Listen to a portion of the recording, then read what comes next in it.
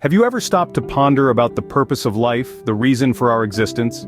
It's a question that resonates in the hearts of many, a universal inquiry that transcends cultures and generations. In search of answers, we turn to the book of Ecclesiastes, a jewel of wisdom nestled within the pages of the Bible, providing a unique perspective on life's purpose. So, grab your curiosity and prepare your mind. Join us as we delve into the profound insights from the book of Ecclesiastes. Ecclesiastes, a book from the wisdom literature of the Bible, offers an exploration of life's purpose.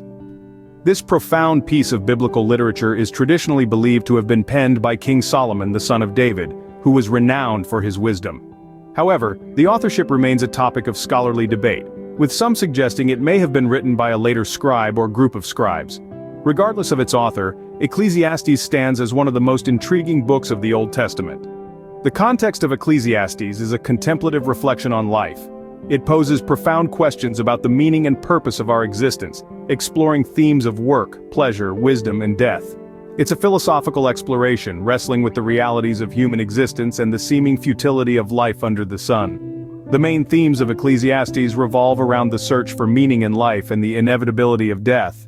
Its author, often referred to as the preacher or the teacher, probes into the futility of earthly pursuits and the transient nature of human achievements.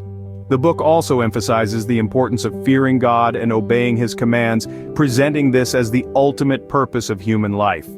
Ecclesiastes is a book of paradoxes, of questions more than answers, of wisdom intermingled with mystery. It invites us to ponder, to question, to seek, and to find. It's a journey of discovery, a pilgrimage of the soul.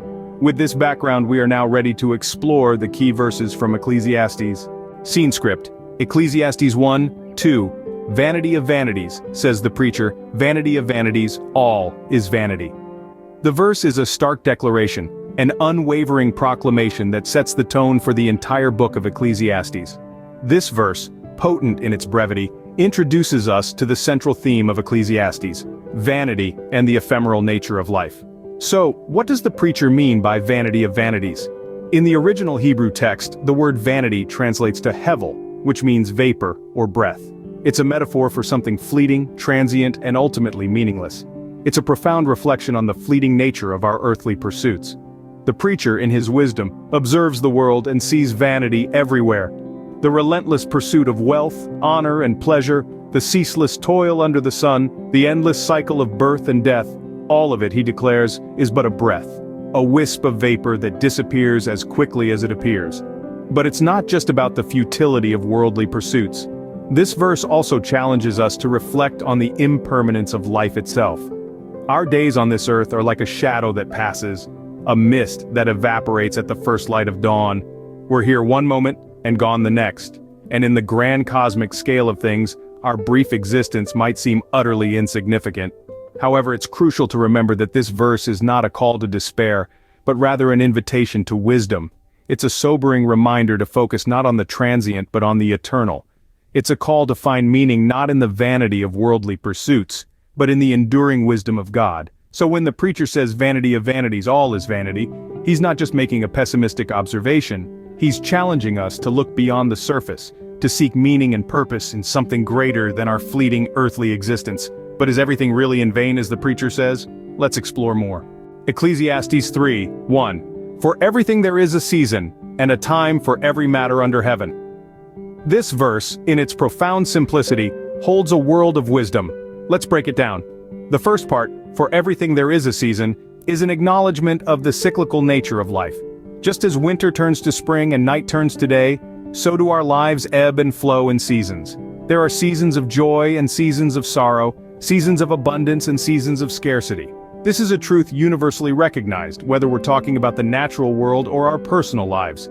Next, and a time for every matter under heaven. This part of the verse reinforces the first, but with an added layer of specificity. It tells us that not only are there broad seasons in life, but also specific times for every matter, every event, every circumstance.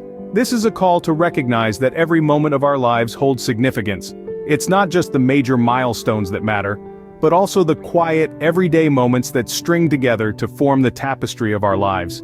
Now let's consider the verse as a whole. What is it really saying? At its core, it's a statement about the divine plan. It tells us that there's a time and place for everything, and that everything happens according to a grand divine schedule. It's a reminder to trust in the process, to have faith that even when things don't seem to make sense, there's a larger plan at work. It's a call to patience, to acceptance, and to faith. So, what can we take away from this verse? Perhaps it's a gentle reminder to trust in the timing of our lives, to understand that there's a time for everything, and that we are exactly where we're meant to be, even if it doesn't always feel like it. Indeed, every moment in life has its purpose in the grand scheme of things. Ecclesiastes 12:13, "The end of the matter all has been heard. Fear God and keep his commandments, for this is the whole duty of man." Let's dive into this verse, shall we? It's quite a profound one, summarizing the essence of life and our purpose as human beings according to Ecclesiastes. The statement begins with, "The end of the matter all has been heard." This is a definitive conclusion, a final summing up after all the deliberations, discussions, and debates. Everything that needs to be said has been said. It's as if the writer is drawing a line under all that has gone before, bringing it to a close with this final resounding statement. The next part of the verse, "Fear God and keep his commandments," presents us with two clear directives. The first is to fear God. Now, this doesn't mean to be afraid of God in the way that one might fear a dangerous animal or perilous situation. Rather, it's about reverence. It's a call for profound respect and awe for the Almighty, recognizing his power, his wisdom, his justice, and his love. The second directive is to keep his commandments. This is about obedience. It's about living in alignment with God's laws and principles, not out of a sense of burden or obligation, but out of love and respect for him. It's about choosing to live a life that reflects his character and values. The verse then concludes with, "For this is the whole duty of man." It's a powerful statement, one that encapsulates the ultimate purpose of our existence. According to Ecclesiastes, our whole duty, our entire purpose, is to reverence God and live in obedience to his commandments.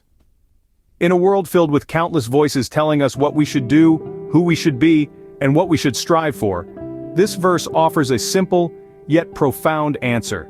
It reminds us of what truly matters, of what our real purpose is. This, according to Ecclesiastes, is the ultimate purpose of human existence. So, what can we glean from these reflections from Ecclesiastes?